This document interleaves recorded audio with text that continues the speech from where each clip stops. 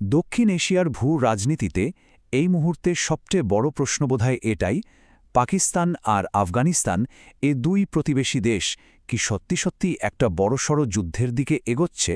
যে দুটো দেশের মধ্যে একসময় বেশ বন্ধুত্বপূর্ণ সম্পর্ক ছিল, তারাই এখন চরম শত্রু হয়ে উঠেছে। দুই প্রতিবেশী দেশ এখন মুখোমুখি দাঁড়িয়ে, আর এটা কিন্তু পুরো অঞ্চলের জন্যই একটা বিশাল বিপদের সংকেত। চলুন তাহলে একটু গভীরে গিয়ে দেখি পরিস্থিতি ঠিক কতটা গুরুত্বপূর্ণ। মানে অবস্থাটা এমন যে দুই প্রতিবেশী দেশ যেন একটা বারুদের স্তূপের উপর দাঁড়িয়ে আছে। ডুরান্ট লাইন নিয়ে ঝামেলা থেকে শুরু করে আকাশসীমা লঙ্ঘন, প্রত্যেকটা খবরই যেন একটা আসন্ন সংঘাতের দিকেই ইশারা করছে। আচ্ছা, এই যে এত উত্তেজনা, এর পেছনের আসল কারণগুলো কি? চলুন সেটা একটু খুঁজে দেখি। দেখুন, এই সংঘাতের মূলে যদি আমরা যাই, তাহলে মূলত তিনটা বড় কারণ খুঁজে পাওয়া যায়। ১. সেই ঐতিহাসিক ডুরান্ট লাইন নিয়ে পুরনো বিরোধ। ২. তেহরিকি তালেবান পাকিস্তান অর্থাৎ টিটিপিকে নিয়ে সমস্যা। আর ৩. সম্প্রতি দুই দেশের মধ্যে যে পাল্টাপাল্টি হামলা হচ্ছে সেটা। প্রথমে আসি ডুরান্ট লাইনের কথায়। দেখুন, এই ডুরান্ট লাইন কিন্তু শুধু একটা বর্ডার না, এটা একটা ঐতিহাসিক ক্ষতের মতো।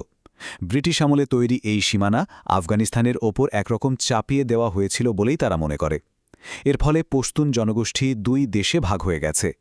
পাকিস্তান চায় এটা একটা পাকাপোক্ত আন্তর্জাতিক সীমানা হোক, কিন্তু কোনো আফগান সরকারই, বিশেষ করে এখনকার তালেবান, এটাকে কখনোই মন থেকে মেনে নেয়নি। আর এই পুরনো ক্ষত থেকেই কিন্তু আজকের এই সংঘাতের জন্ম।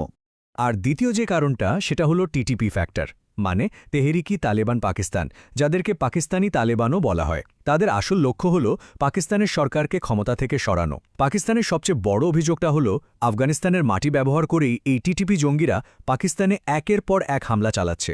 আর আফগান তালেবান, যাদের সাথে টিটিপির আদর্শের অনেক মিল, তারা এই জঙ্গিদের থামাতে কোনো কার্যকরী পদক্ষেপই নিচ্ছে না। আর এই স্লাইডটা দেখলে স্পষ্ট বোঝা যায় কিভাবে পরিস্থিতিটা হাতের বাইরে চলে যাচ্ছে। এটা একটা দুষ্ট চক্রের মতো হয়ে গেছে। পাকিস্তান আফগানিস্তানের ভেতরে বিমান হামলা চালাচ্ছে, আর তার জবাবে আফগান বাহিনী সীমান্ত জুড়ে ভারী গোলাবর্ষণ করছে। এই আক্রমণ আর পাল্টা আক্রমণের চক্রটা দুই দেশকে কিন্তু যুদ্ধের খুব কাছাকাছি নিয়ে আসছে। কিন্তু এই যে সামরিক উত্তেজনা, এর চাপটা কাদের উপর পড়ছে? সাধারণ মানুষের উপর এর প্রভাবটা ঠিক কি? চলুন সেটাই এবার দেখে। সীমান্ত এলাকাগুলোর অবস্থা এখন ভয়াবহ, রীতিমতো যুদ্ধক্ষেত্রের চেহারা নিয়েছে। সাধারণ মানুষ সব ছেড়ে নিজেদের ঘরবাড়ি ফেলে রেখে নিরাপদ আশ্রয়ের খোঁজে পালাচ্ছে। পুরো এলাকা জুড়ে একটা মারাত্মক মানবিক সংকট তৈরি হয়েছে। ব্যাপারটা শুধু জীবনের ঝুঁকি নয়, জীবিকাও এখন পুরোপুরি ধ্বংসের মুখে। দেখুন, তোরখাম আর চামানের মতো প্রধান যে বাণিজ্য পথগুলো আছে, সেগুলো বারবার বন্ধ করে দেওয়া হচ্ছে। এর ফলে যে শুধু কোটি কোটি টাকার বাণিজ্য ক্ষতি হচ্ছে তাই নয়, সাধারণ মানুষের জন্য প্রতিদিনকার জিনিসপত্রের দামও আকাশ ছোঁয়া হয়ে যাচ্ছে। এটা দুই দেশের জন্যই একটা অর্থনৈতিক বিপর্যয় ডেকে আনছে। পরিস্থিতি যে কতটা গুরুত্বপূর্ণ সেটা এই কথা থেকেই পরিষ্কার বোঝা যায়, যখন দুই দেশই সীমান্তে ভারী কামান আর ট্যাঙ্ক মোতায়েন করে আর আকাশে যুদ্ধ বিমান টহল দিতে থাকে, তখন বুঝতে হবে এটা একটা পুরো দস্তর যুদ্ধের প্রস্তুতিরই ইঙ্গিত। কিন্তু এই সংঘাত কি শুধু পাকিস্তান আর আফগানিস্তানের মধ্যেই সীমাবদ্ধ থাকবে? না, এর প্রভাব কিন্তু আরও অনেক বড়, এবং এর আঞ্চলিক আর ভূরাজনৈতিক দিকটাও বেশ গভীর। একবার ভেবে দেখুন তো, যদি সত্যিই একটা পুরোদস্তুর যুদ্ধ লেগে যায়, তাহলে কি হবে? লক্ষ লক্ষ শরণার্থী তৈরি হবে, যা প্রতিবেশী দেশগুলোর উপর অসামান্য চাপ সৃষ্টি করবে।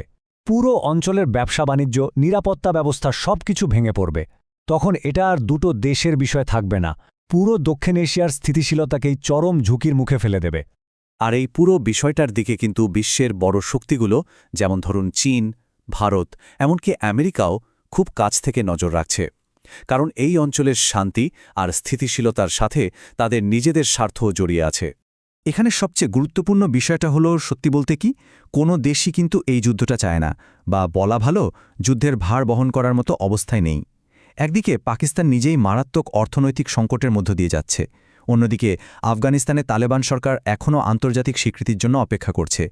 একটা লম্বা যুদ্ধ দুজনের জন্যই সর্বনাশা হবে। তাহলে এখন পথ কি? যুদ্ধ নাকি আলোচনা? দুই দেশের সামনে ভবিষ্যৎটা ঠিক কি? শেষ পর্যন্ত প্রশ্নটা এখানেই এসে দাঁড়ায়, এই যে ভয়াবহ পরিস্থিতি, এর সমাধান কি শুধুই যুদ্ধ, নাকি এর পেছনে অন্য কোনো বড় শক্তি কলকাঠি নাড়ছে, যারা চায় এই অঞ্চলে আগুন জ্বলতে থাকুক? এই প্রশ্নগুলোর উত্তরের উপরই কিন্তু দক্ষিণ এশিয়ার ভবিষ্যৎ অনেকটাই নির্ভর করছে।